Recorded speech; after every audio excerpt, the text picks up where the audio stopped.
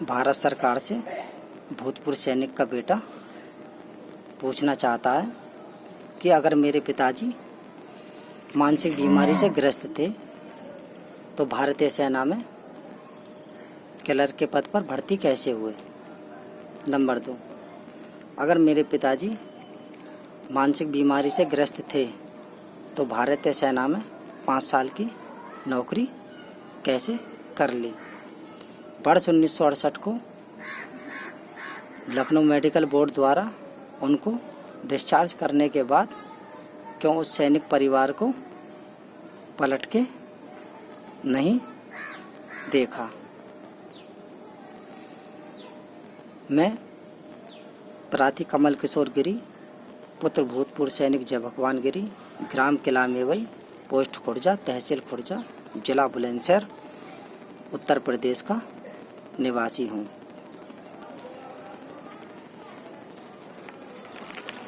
काफ़ी लंबी जद्दोजहद के बाद जब यहाँ से कोई जिला बुलंदशहर से कोई सुनवाई नहीं होती है तो हमने सोचा क्यों नहीं योगी जी दरबार, जनता दरबार लखनऊ योगी जी के पास जाया जाए।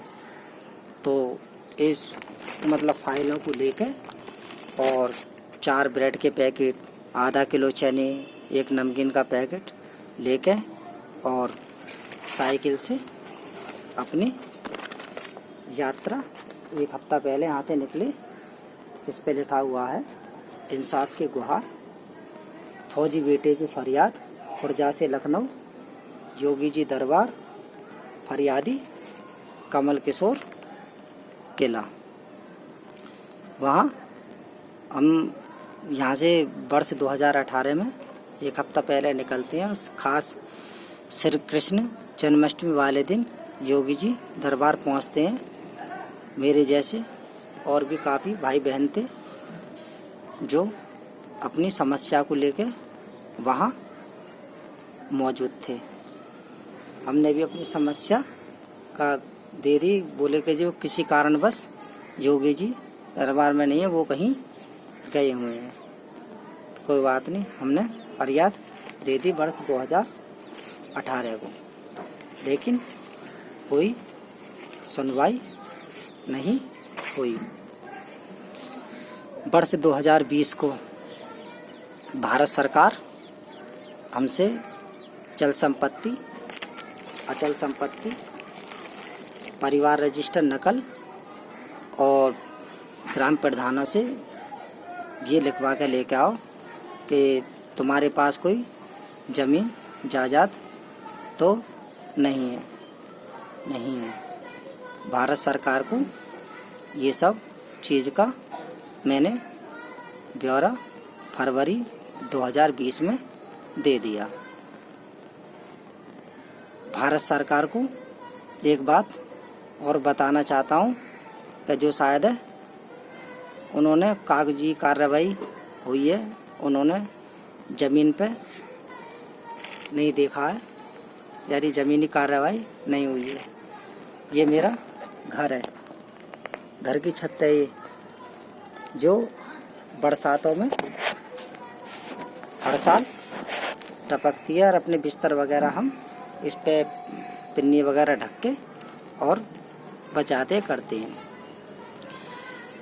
उसके बाद भारत सरकार हमें 52 साल का व्यक्तिगत इंसाफ मात्र 48,000 रुपये 23 जून 2020 को देती है। ना कोई मेरी माताजी को इलाज की सुविधा, ना कोई आर्थिक मदद, ना कोई गुजारा भत्ता, कुछ नहीं, जिसमें भारत सरकार एक और चीज़ दे रही है, उन्होंने दे रही। इसमें लिखा हुआ है